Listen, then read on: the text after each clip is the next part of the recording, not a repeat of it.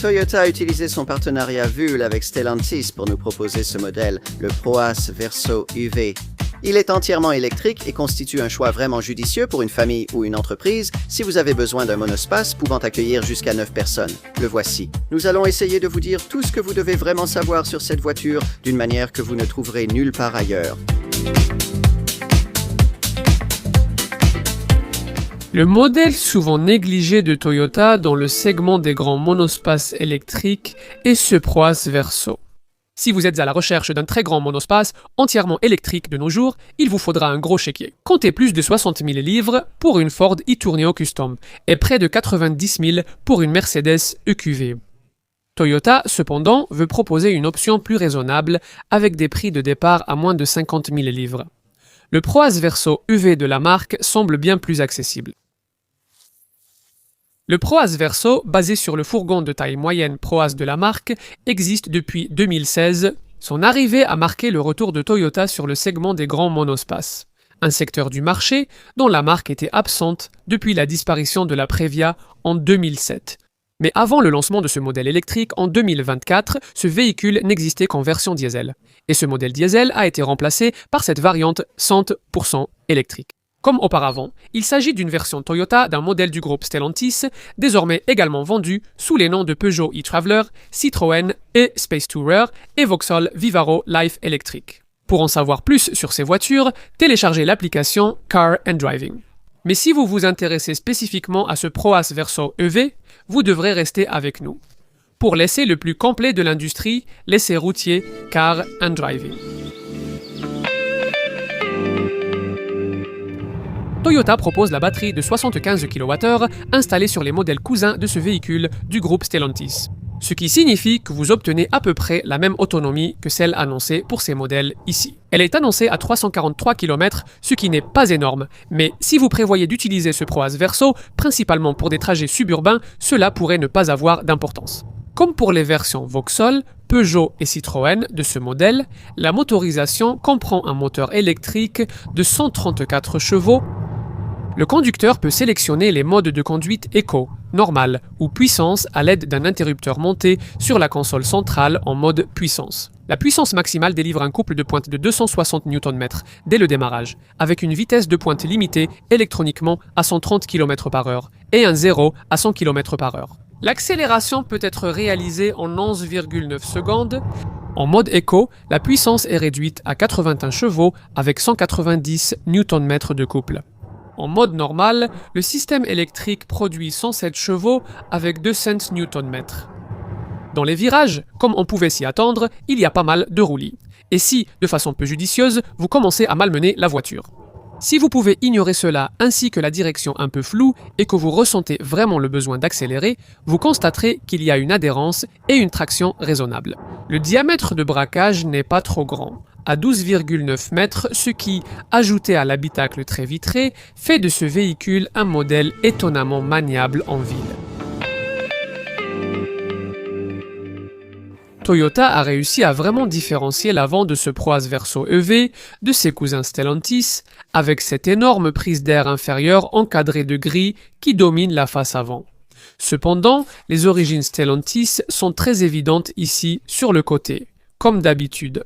Avec ce design, il y a le choix entre deux formes de carrosserie. Aile médium qui mesure 4959 mm et aile de long à 5309 mm.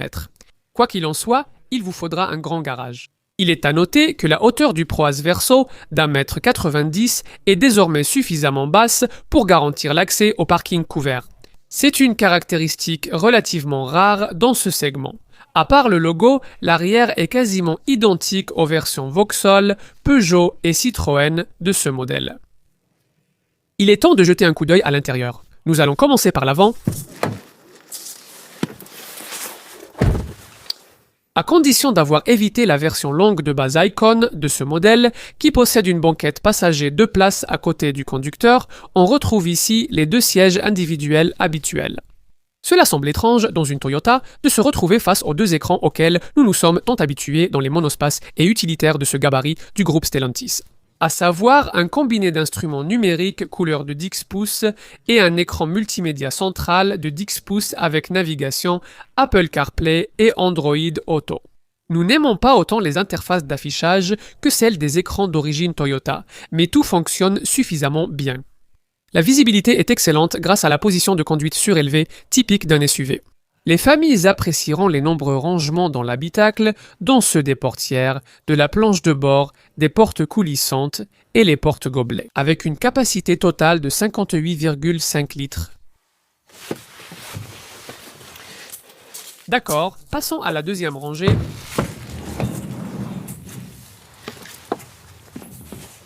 Les modèles grand public accueillent 3 personnes.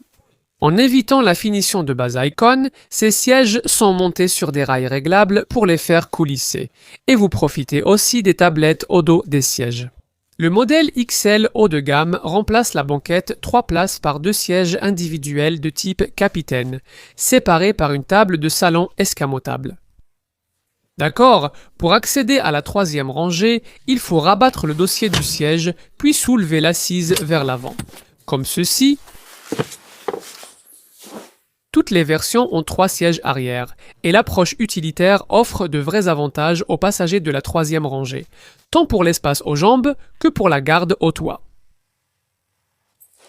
D'accord, passons maintenant à l'espace pour les bagages. Évitez la finition de base. Et vous bénéficiez d'une vitre ouvrante pratique dans le haillon pour y déposer de petits sacs, ce qui est utile car le haillon est lourd et nécessite beaucoup d'espace à l'arrière pour s'ouvrir. Cependant, au moins, vous pouvez vous abriter dessous lorsque vous déchargez sous la pluie. Maintenant, même avec les 3 rangées de sièges relevés, il y a pas mal d'espace pour les bagages. Dans la version L1 de longueur moyenne, il y a jusqu'à 550 litres si vous chargez jusqu'au cache-bagages ou jusqu'à 700 litres si vous chargez jusqu'au toit. Pour le modèle lent, la capacité est bien plus élevée. Jusqu'à 980 litres si vous chargez jusqu'au cache-bagages ou jusqu'à 1300 litres si vous chargez jusqu'au toit. Si vous retirez la 3e rangée de sièges amovibles, bien sûr, vous augmenterez considérablement ces chiffres.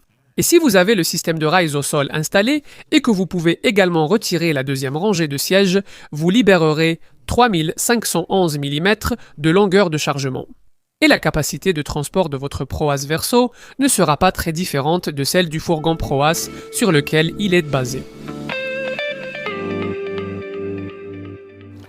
Au moment de ce test, début 2026, Toyota proposait ce Proas Verso EV à un prix clé en main d'environ 46 000 livres. Pour la version à 8 places et longueur moyenne, si vous voulez la seule version de la gamme avec 9 places, grâce à une banquette passager avant, c'est le modèle Icon à carrosserie longue qui coûte environ 700 livres de plus.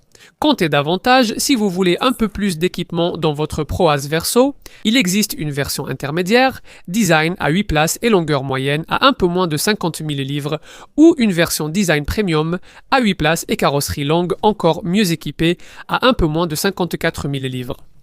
La finition XL haut de gamme n'est disponible qu'en version longue. Elle a 7 places parce qu'il y a 2 sièges au lieu de 3 à la 2e rangée et, au moment du tournage, elle coûte à partir de juste en dessous de 56 000 livres. Toyota ne propose désormais ce modèle qu'avec une batterie de 75 kWh. Nous devons préciser que ces prix sont nettement supérieurs à ceux demandés pour les autres versions de ce modèle issu de Stellantis, le Vauxhall Vivaro Life, le Peugeot e-Traveler et le Citroën e-Space Tourer. En partie, mais pas entièrement, parce que, contrairement à ses modèles cousins, ce Proas Verso EV ne bénéficiait pas, au moment de ce test, du niveau inférieur de subvention pour voitures électriques de 1500 livres. Toyota souligne que l'équipement ici est supérieur à celui des versions inférieures de ces modèles. Mais bien sûr, il faudra vraiment vouloir ces équipements supplémentaires. Si c'est le cas, vous voudrez sûrement un peu plus de détails, alors je vais vous les donner maintenant.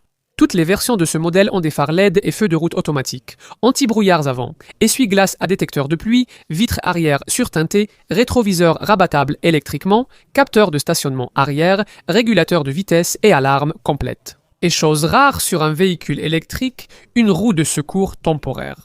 À l'intérieur, il y a un combiné d'instruments numériques, couleur de 10 pouces, un siège conducteur chauffant, la climatisation et un rétroviseur intérieur électrochrome. Côté multimédia, on retrouve un écran de 10 pouces avec navigation, un système audio à 8 haut-parleurs et l'intégration smartphone avec Apple CarPlay ou Android Auto. Idéalement, cependant, il vaudrait mieux opter pour l'un des modèles de milieu de gamme design à ce niveau. Vous profitez de jantes alliage 17 pouces d'un toit panoramique en verre, d'une lunette arrière ouvrante et d'une protection latérale avec capteur qui facilite et sécurise le stationnement. Il y a aussi la climatisation automatique, un volant chauffant, un plancher moquetté, des tablettes façon avion à l'arrière des sièges de la deuxième rangée et les sièges arrière coulissent sur un système de rails réglable. À cette liste, la finition Design Premium ajoute une sellerie en cuir, un système audio amélioré à 10 haut-parleurs avec enceinte Tosca, un système d'éclairage d'accueil, un siège passager avant chauffant et une fonction massage pour le siège avant. Les véritables raffinements se trouvent bien sûr sur la finition supérieure XL, qui inclut en plus des portes latérales coulissantes, électriques avec capteur de mouvement, des vitres arrière teintées à 90% façon limousine, un siège conducteur à réglage électrique avec mémorisation, une caméra à vision panoramique à 180 degrés Visiopark, le régulateur de vitesse adaptatif et une table lounge pliante sur rail réglable pour les passagers de la deuxième rangée. Tous les modèles ProAce Verso EV bénéficient de l'ensemble habituel des équipements de sécurité et d'aide à la conduite. Vous disposez d'un système de précollision avec détection des piétons, d'une alerte de franchissement de ligne et d'une assistance intelligente à la vitesse avec reconnaissance des panneaux. Évitez la version de base et profitez aussi du système de surveillance des angles morts. Les équipements de sécurité passive incluent des airbags frontaux, latéraux, rideaux et un airbag central, tous connectés à un système d'appel d'urgence électronique. Le temps de charge en courant continu de 100 kW n'est pas particulièrement rapide selon les normes actuelles des véhicules électriques, mais il est suffisamment rapide pour permettre une recharge de 10 à 80% en courant continu en 45 minutes. Ce monospace électrique est également équipé d'un chargeur embarqué de 7,4 kW. Une charge complète à partir d'une borne murale domestique de 7,4 kW prend 10 heures et 45 minutes. Avec la borne murale alternative de 11 kW, vous pouvez réduire ce temps à 7h30. Branché sur une prise domestique, comme cela pourrait être nécessaire. Si vous séjourniez, par exemple, dans un bed and breakfast, il vous faudrait attendre 32 heures et 40 minutes pour une charge complète. Pour plus de tranquillité d'esprit, la batterie lithium-ion de ce modèle est garantie 8 ans ou 160 000 km jusqu'à 70% de la capacité initiale de la batterie. Un avantage clé de la possession de ce modèle par rapport à ses homologues conçus par Opel, Peugeot et Citroën, c'est que Toyota offre une garantie de 10 ans à condition que vous fassiez entretenir le véhicule chez un concessionnaire agréé. Pour s'approcher de l'autonomie annoncée de 343 km, il faudra utiliser fréquemment le mode Eco, qui réduit la puissance à 80 chevaux pour maximiser l'autonomie. Il faudra également utiliser régulièrement le réglage le plus fort du freinage régénératif, activé par les palettes au volant. Les propriétaires peuvent programmer une recharge différée ou préconditionner le véhicule via une application mobile dédiée sur leur smartphone. Et cette application permet également aux conducteurs de lancer ou de programmer le préconditionnement thermique, de consulter les horaires, de démarrer ou de différer la recharge à distance. Nous avons toujours pensé que le ProAce Verso Diesel offrait beaucoup de voitures familiales pour son prix. Et on peut en dire autant de cette version électrique. Si l'autonomie de la batterie 75 kWh vous suffit, il y a beaucoup à apprécier ici. À condition d'accepter un prix légèrement supérieur à celui du modèle équivalent chez Opel, Peugeot ou Citroën, la garantie nettement plus longue de cette Toyota compense la différence. Voici donc le véhicule familial de 7 à 9 places auquel vous n'aviez probablement jamais pensé, mais auquel vous devriez sans doute réfléchir.